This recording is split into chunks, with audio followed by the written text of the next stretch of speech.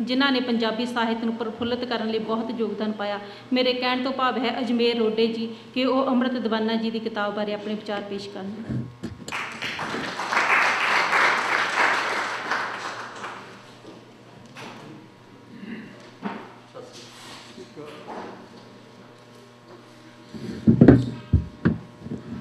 इन्नियां खूबसूरत स्पीचां पिछों हुण समझ नहीं आती कि नवां कहा जाए, पर शुरू तो इत्थों ही कर सकते हैं कि बहुत बहुत मुबारक तुहानूं भी खूबसूरत चित्र बनाए जिहड़े कि अपने आप च बड़े लासानी। तो इस गल की भी बहुत खुशी है कि इन्ने लोग जां साहित्य दे प्रेमी एक कविता की किताब दे आगमन ते इकट्ठे होए साडे लई, तो बहुत ही खुशी वाली गल है।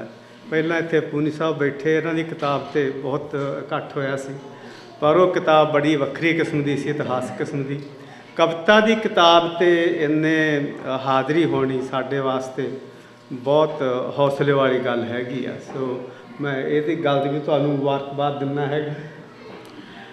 जिथों तक कविता का संबंध है,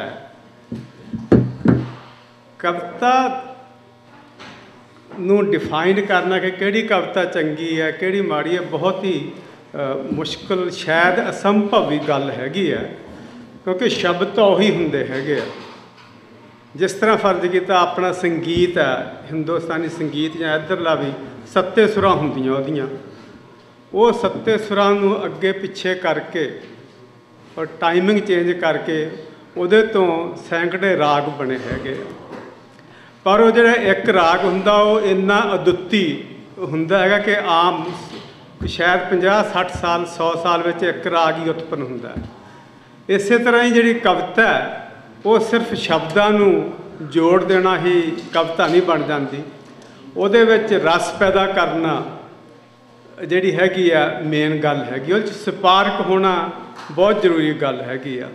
सो मैनू ये लगा कि दीवाना होना दी जिहड़े अमर दीवाना होने दे कवितावां इन्हां च वो स्पार्क हैगा जिहड़ा कि एक वधिया जिहड़ा कि आम रचना नूं कविता बनाउंदा है, वो स्पार्क इन्हां कवितावां विच हैगा। शायद सारियां च ना होवे, पर इन्हां च बहुत हैगा यह स्पार्क। ते मैं उम्मीद करदा कि ज़्यादा लिखणगे।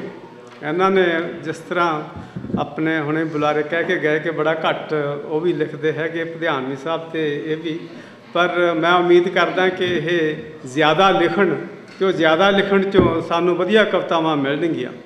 दूसरी गल एक कविता बारे ये भी इत्थे काफ़ी हुई है कि कविता सौखी होनी चाहिए है, आम लोगों की पद्धर की, उहदी भी थोड़ी जी बड़ी कंट्रोवर्सी वाली गल है भी किहड़ी आम लोगों की पद्धर है, कि असी जिहड़ी लोगों की पद्धर विचरदी है उन्होंने उत्थे ही रखना चाहुंदे हैं कि उन्होंने थोड़ा जिहा गांह भी ले जाना चाहुंदे हैं। असी ये भी चाहुंदे हैं कि वह भी थोड़ी जी मेहनत करन, लोग शब्द देखण, इस शब्द का की मतलब है, आ नवां शब्द है, नवां आइडिया आया। कविता कवि का यह भी फर्ज है कि वह जो कुछ विचर रहा है उस तो अगे भी जाए। जिस तरह हो रहा पंजाबी विच बहुता जिहड़ा साहित्य है जां कविता है वो एक जर्नलिज्म के लैवल पर लिखी जा रही है। यह जर्नलिज्म है तो क्रिएटिव साहित्य उहदे च बड़ा फर्क है। जिहड़ा पत्रकारी है वो असी जो कुछ वापर रहा समाज असी हूबहू उहनूं लिखदे जिहड़ा हुण वापर रहा। जिहड़ी कविता है जां साहित्य है उन्हें साडा जिहड़ा सभ्याचार है कल्चर है उहनूं प्रभावित करना हुंदा, उहनूं अमीर बनाउणा हुंदा। इस करके कई रचनावां कई कवितावां वो सैकड़े साल अमर उस तुरियां जांदियां, क्योंकि वह जिहड़ा मनुख दे बेसिक इमोशन है जिवें प्यार है, नफरत है, ईर्खा है, उन्हां नाल डील करदियां। इस करके कवि नूं इन्ना ज़्यादा भी फिक्र नहीं करना चाहिए कि सौखे तो सौखी लिखे तो वह कविता ही ना रहे। मुड़ मुड़ के वही एक मिसाल आती कार्ल मार्क्स की कि उन्हें जिहड़ा कैपिटल 10 कैपिटल लिखा ਉਹ ਬੜੇ ਘੱਟ ਲੋਕਾਂ ਨੂੰ ਸਮਝ ਆਇਆ, ਪਰ ਉਹਨੇ ਸਾਰੀ ਦੁਨੀਆ ਦੀ ਸਭਿਅਤਾ 'ਤੇ ਸਭ ਤੋਂ ਵੱਧ ਪ੍ਰਭਾਵ ਪਾਇਆ। ਜੇ ਪਿਛਲੇ 1000 ਸਾਲ 'ਚ ਜਦੋਂ ਇਹ ਸਰਵੇ ਕੀਤੇ ਗਏ ਕਿ ਸਭ ਤੋਂ ਵੱਡਾ ਫਿਲਾਸਫਰ ਕੌਣ ਹੈ, ਤਾਂ ਇਹ ਵੈਸਟ ਵਾਲਿਆਂ ਨੇ ਵੀ ਉਹ ਕਾਰਲ ਮਾਰਕਸ ਨੂੰ ਕੱਢਿਆ ਸਭ ਤੋਂ ਵੱਡਾ ਫਿਲਾਸਫਰ, ਕਿਉਂਕਿ ਉਹਦੀ ਜਿਹੜੀ ਰਚਨਾ ਹੈ ਉਹ ਜ਼ਰੂਰੀ ਨਹੀਂ ਕੋਈ ਬਹੁਤ ਸੌਖੀ ਸੀ, ਹਰ ਬੰਦਾ ਹੀ ਉਹਨੂੰ ਸਮਝ ਲੈਂਦਾ ਸੀਗਾ, ਪਰ ਉਹਦੇ 'ਚ ਇੰਨੀ ਰਿਚਨੈਸ ਸੀਗੀ ਆਈਡੀਆਜ਼ ਦੀ ਕਿ ਉਹਨੇ ਕੁਛ ਲੋਕਾਂ ਨੂੰ ਸਕਾਲਰ ਨੂੰ ਪ੍ਰਭਾਵਿਤ ਕੀਤਾ, ਉਹਨਾਂ ਨੇ ਗਾਂਹ ਪ੍ਰਭਾਵਿਤ ਕੀਤਾ, ਉਹਨਾਂ ਨੇ ਗਾਂਹ ਪ੍ਰਭਾਵਿਤ ਕੀਤਾ। ਅਤੇ ਸਿੱਟੇ ਵਜੋਂ ਜਿਹੜੀ 20th ਸੈਂਚੁਰੀ ਹੈ ਉਹ ਸ਼ਾਇਦ ਸਭ ਤੋਂ ਵੱਧ ਪ੍ਰਭਾਵਿਤ ਕਰਨ ਵਾਲੀ ਕਿਤਾਬ ਕਾਰਲ ਮਾਰਕਸ ਦੀ ਕਹੀ